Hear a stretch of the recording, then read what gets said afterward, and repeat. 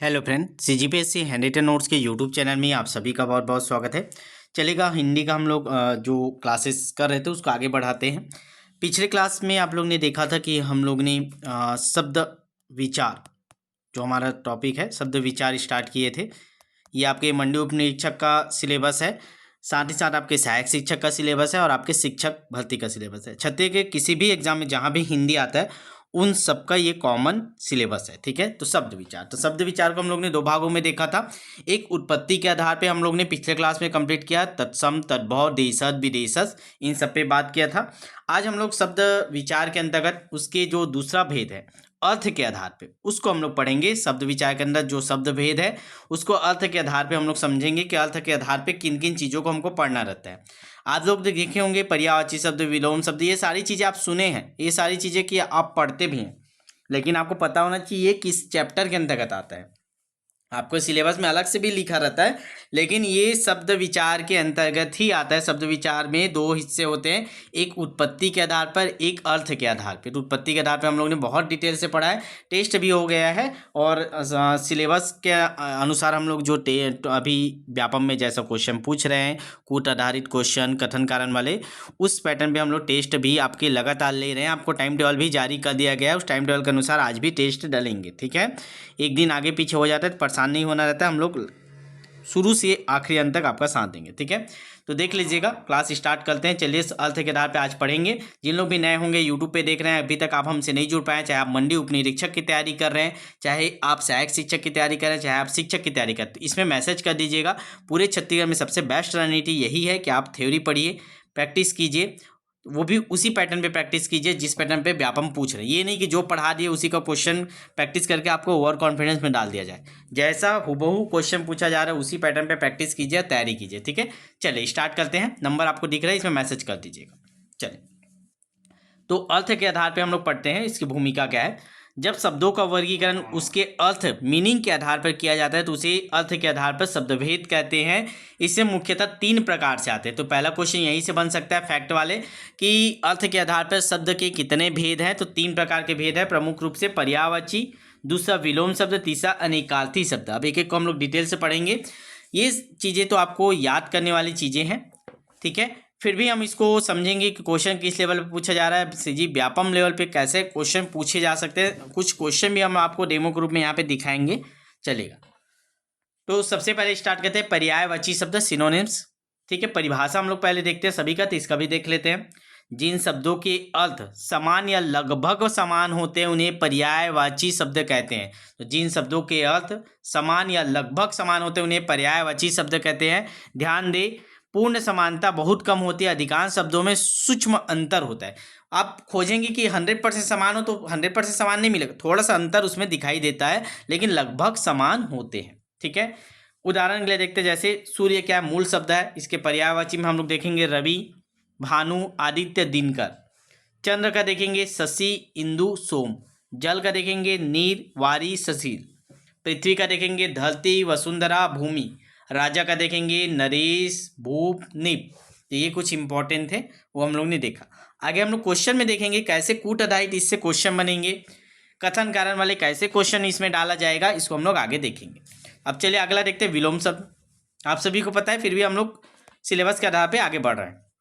देखेंगे जिन शब्दों के अर्थ एक दूसरे के विपरीत हो वे विलोम शब्द कहलाते हैं।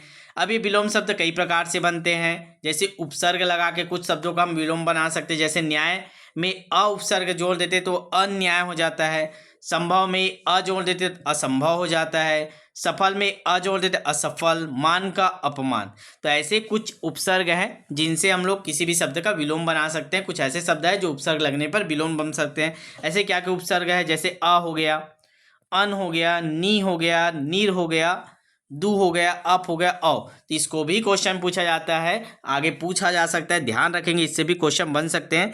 किन उपसर्गों के प्रयोग के द्वारा विलोम शब्द बनाए जा सकते हैं। तो इन उपसर्गों को आपको याद रखना है। चारों ऑप्शन में ये रहेंगे, इनमें से एक कुछ और रहेगा, उसको आपको पहचानना रहेगा। तो ये ऐसे उपसर्ग हैं जिनका प्रयोग करके हम लोग किसी शब्द का विलोम शब्द बना सकते हैं। ठीक है, चलिए दूसरा, भिन्न शब्द द्वारा। जैसे दिन का रात, ये अलग शब्द है। ठीक है, जस्ट विपरीत। सुख का दुख, जीवन का मृत्यु, सत्य का असत्य। ठीक है। अब देखिएगा कैसे फंसाता है। हर शब्द का विलोम अ लगाकर नहीं बनता, इसको भी आपको दिमाग में बैठा के रखना है। जैसे पानी का विलोम अपानी नहीं होता, पानी का विलोम अपानी होता है क्या? नहीं होता। तो हर शब्द का विलोम अ लगा के आप नहीं जोड़ सकते, इसको भी अपने दिमाग में रखिएगा। ठीक है। कभी कभी एक शब्द के एक से अधिक विलोम भी हो सकते हैं संदर्भ के अनुसार। ठीक है, तो परेशान नहीं होना है। ठीक, चलिए अब हम लोग अगला हमारा तीसरा टॉपिक देखते हैं, अनेकार्थी शब्द। ठीक है, होमोनिम्स। परिभाषा की बात करें, जिन शब्दों के एक से अधिक अर्थ होते हैं उन्हें अनेकार्थी शब्द कहते हैं। मतलब एक शब्द एक ही रहेगा लेकिन अर्थ कई प्रकार के आने आने मतलब बोला जा सकता है कि अलग अलग अर्थ आपको उसके देखने को मिलेगा। जैसे कल, कल का अर्थ हम लोग देखें तो एक पहला अर्थ होता है बीता हुआ कल, मतलब जो बीत गया, यस्टरडे। और एक कल का होता है आने वाला कल। ठीक है, टुमारो। तो ये दोनों का अर्थ होता है कल, और दोनों एक दूसरे विपरीत है। देखिए, एक आगे हो गया, एक पीछे हो गया। ठीक है, तो ऐसे शब्द जिसके एक से अधिक अर्थ होते हैं। ठीक है, कल का हो गया बीता हुआ कल, आने वाला कल, और कल का अर्थ मशीन भी होता है। ठीक, फल, फल मतलब खाने वाला भी फल होता है, परिणाम वाला भी फल होता है। पत्र, पत्र का चिट्ठी भी होता है, पत्ता भी होता है, जो पेड़ का पत्ता उसको भी पत्र बोला जाता है। जैसे बेल पत्र बोलते हैं ना, बेल पत्र। तो पत्र मतलब पत्र भी होता है, और पेड़ का जो पत्ती वाला भी पत्र होता है। तो ऐसे शब्दों को आपको पहचानना रहेगा कौन से शब्द अनेकार्थी शब्द है। ठीक है, और कुछ देखते हैं, जैसे हार, हार मतलब पराजय भी होता है, गले का आभूषण भी होता है। दंड, दंड मतलब सजा भी होता है, और लाठी भी होता है, दंड बैठक लगवाते हैं। तो ठीक है, परीक्षा में कैसे पूछते हैं, तो कल शब्द का अनेकार्थी बताइए पूछता है, या फल का सही अर्थ चुनिए करके पूछता है। ठीक, तो इसको आपको याद रखना है। आगे देखते हैं, पहचानने की ट्रिक क्या होगा, तो वाक्य में अर्थ संदर्भ से तय होगा। जो वाक्य है उस वाक्य के अनुसार उस शब्द का अर्थ आप निकालिएगा। ये नहीं कि कल लिख दिया है तो कल का मतलब बीता हुआ कल ही होता है, ऐसा नहीं। आप इसको पढ़ के देखिए, वाक्य खुद इसका अर्थ बताएगा कि कौन सा अर्थ आपको लेना है। ठीक, उदाहरण के लिए, पेड़ से पत्र गिरा। अब वो पत्र मतलब पत्ता वाला है। अब आप मत सोचिएगा कि जो लेटर लिखते हैं वो वाला पत्र, पेड़ से लेटर कैसे गिरेगा। तो आप इसको पढ़े, इसके आधार पे आप इसका तय कर लिए कि इस पत्र का अर्थ पत्ता वाला जो पेड़ का होगा, पत्ती, या फिर पत्र मतलब लेटर वाला होगा। ठीक, उसने पत्र लिखा। अब यहाँ पे उसने लिखा शब्द आ गया, तो इससे पता चलेगा ये पत्र पेड़ वाला पत्ती वाला पत्र नहीं है, चिट्ठी वाला है। तो ऐसे करके आपको पहचानना रहता है। ठीक, चलिए व्यापक में क्या क्या पूछा जाता है। कल अनेकार्थी शब्द है, पर्यायवाची नहीं, इसको याद रखिएगा। न्याय, अन्याय उपसर्ग से बना विलोम है, न्याय का अन्याय। ठीक, तो पूछ सकता है न्याय और अन्याय एक किस शब्द से बने हुए विलोम है, तो उपसर्ग से।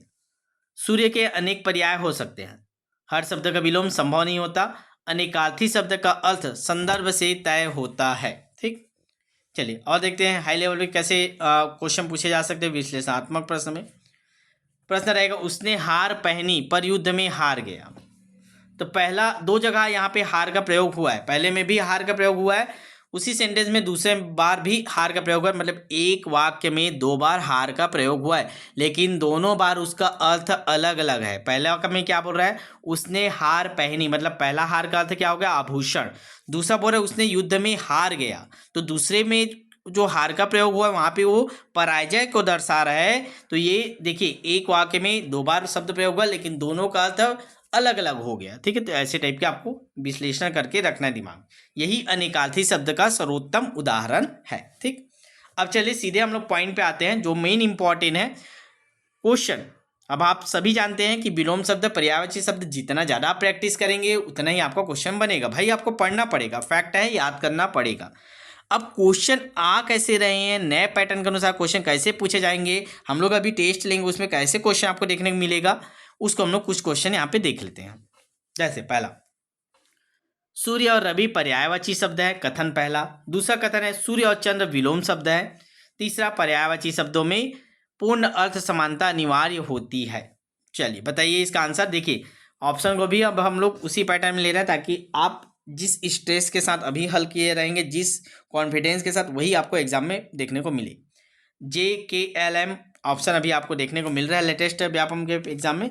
हम लोग ने भी ऑप्शन को उसी अनुसार रखा है ताकि आप प्रैक्टिस अच्छे से आपका हो पाए समय के अनुसार। चलिए बताइए इसका आंसर। देखेंगे हम लोग ना इस बार हर क्वेश्चन के में जो डिस्क्रिप्शन रहता है आंसर, उसमें एक एक पैराग्राफ भर भर के आप लोग डिस्क्रिप्शन डाल रहे हैं ताकि हर क्वेश्चन का आपको आसानी से सॉल्यूशन याद हो। देखिए इसका सही आंसर क्या हो जाए, जे। ठीक है, अब जे को देख लीजिए, जे में क्या है। देखिए आपको ऐसे भी समझ में आ जाएगा, सूर्य और रवि पर्यायवाची पढ़ क्या है, लेकिन विलोम नहीं है सूर्य चंद्रमा, तो ये गलत हो गया। पूर्ण समानता जरूरी नहीं है, आंशिक रूप से समानता, लगभग समानता मैंने आपको शुरू परिभाषा में बताया था। देखिए परिभाषा से ये बनेगा, तो केवल हमारा पहला सही है, केवल एक आएगा। ये देखिए व्याख्या में मैंने स्पष्ट कर दिया है, सूर्य रवि पर्यायवाची है, सूर्य और चंद्र विलोम नहीं, केवल भिन्न खगोलीय पिंड है। पर्यायवाची में पूर्ण समानता नहीं, सूक्ष्म अंतर संभव है। ठीक, तो हमारा केवल एक सही है, इसीलिए आंसर हो जाएगा जी। चलिए एक और क्वेश्चन देख लेते हैं इस लेवल पे। न्याय अन्याय विलोम शब्द है, अन्याय शब्द अ उपसर्ग से बना है, सभी विलोम शब्द उपसर्ग से बनते हैं। चलिए तीनों में से बताइए क्या क्या सही है। कथन 3 आपको दिखाई दे रहा है। सारे टॉपिक के हम लोग क्वेश्चन को इस बार उसी पैटर्न में कर रहे हैं जैसा पैटर्न अभी चल रहा है, इसीलिए आपको बैच ज्वाइन करना बहुत जरूरी। नंबर नोट कर लीजिएगा, 75 83 86 44 61। ये आज से लेकर आप हमको मैसेज करने से लेकर जब तक पेपर नहीं हो तब तक के लिए हम आपको रिजर्व रख के तैयारी कराते हैं। ठीक है, चाहे मंडी उपनिरीक्षक की तैयारी करें, सहायक शिक्षक की, आप बस इसमें मैसेज कर दीजिएगा। चलिए इसका आंसर देख लेते। देखिए पहला न्याय अन्याय विलोम शब्द बिल्कुल सही है, अन्याय शब्द अ उपसर्ग बना ये भी बिल्कुल सही है, लेकिन सभी विलोम शब्द उपसर्ग बनते ये जरूरी नहीं। ठीक है, उपसर्ग से विलोम बनते हैं ये सही है, लेकिन सभी नहीं बनते। ठीक है, तो हमारा पहला दूसरा सही है, तो ऑप्शन नंबर जे इसका सही आंसर आपको दिखाई दे रहा है। डिस्क्रिप्शन हम लोग देख लेते हैं, वही चीजें हैं। ऑप्शन नंबर जे सही है, न्याय अन्याय उपसर्ग द्वारा बने विलोम है।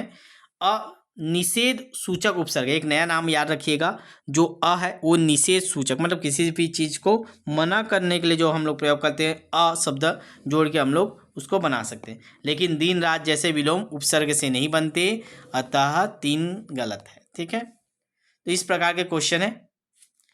कल अनेकार्थी शब्द है। दूसरा कथन है, कल का अर्थ केवल बीता हुआ दिन होता है। अनेकार्थी शब्द का अर्थ संदर्भ से तय होता है। चलिए बताइए, लाइव चैट में आंसर करिए। जब ये सारे पूरे सिलेबस को मिला के देंगे ना तो और हार्ड होते जाता है ना।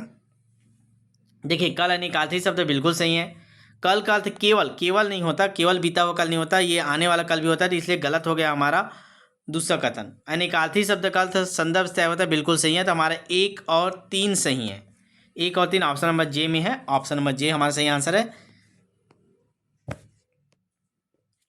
कल का अर्थ बीता हुआ कल, आने वाला कल, मशीन हो सकता है, इसलिए 2 गलत है। अनेकार्थी शब्द अर्थ वाक्य के संदर्भ से स्पष्ट होता है, जो मैं आपको समझा दिया था थ्योरी पढ़ाते समय।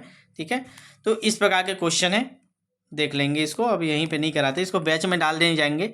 सहायक शिक्षक का जो नया बैच है उसमें पीडीएफ डल रहा है, मंडी उपनिरीक्षक में पीडीएफ डल रहा है। ठीक है, तो ये पीडीएफ आपको पूरा डाल दिया जाएगा जितने क्वेश्चन है। ठीक है, कथन कारण वाले भी क्वेश्चन आपको देखने को मिलेगा। ठीक है, तो इस टॉपिक में छोटा सा टॉपिक है, तो यहीं समाप्त करते हैं, अगला टॉपिक लेके आएंगे। और ध्यान रखेंगे ये शिक्षक बैच भी स्टार्ट हो चुका है, पुराने बैच में टेस्ट अपडेट भी हो रहे हैं, तो जिन लोग भी शिक्षक की तैयारी कर रहे हैं वो भी जुड़ जाइएगा। बाल विकास स्टार्ट किया, क्लासेस उसके हो चुके हैं, इसलिए अभी हम लोग हिंदी को डिटेल से कर रहे हैं। बाल विकास की 25 क्लास हम लोग ने डिटेल से किया था, वो अपलोड है प्लेलिस्ट में, आप जाके देख लीजिएगा, उसके आधार पे आप टेस्ट दिलाते रहिए। ठीक है, फिर जब सेकेंड राउंड चलेगा तो आगे क्लास भी और अपडेटेड क्लास भी करेंगे, जिसमें हम लोग कथन कुट वाले क्वेश्चन भी यहाँ पे उसी लेवल पे थ्योरी भी आगे कवर करेंगे। अभी जो है आपके पास उससे तैयारी कीजिए। ठीक है, तो अभी हमारा सहायक शिक्षक में हिंदी चल रहा है, मंडी उप निरीक्षक में हिंदी चल रहा है, और आपके शिक्षक बैच में बाल विकास चल रहा है। तो आप किसी के भी तैयारी कर रहे हैं, बस आपको इसमें मैसेज कर देना है, नाम मात्र की जो टाइपिंग शुल्क वो देकर आज से लेकर पेपर तक के लिए जुड़ जाना है। 75 83 86 44 61। ठीक है, चलिए शेयर कर दीजिए क्लास को, मिलते हैं नेक्स्ट वीडियो में। टेस्ट डल जाएगा आराम से, रात को नहीं डल पाता तो सुबह डलता है, तो परेशान नहीं होना रहता है। ठीक है, चलिए।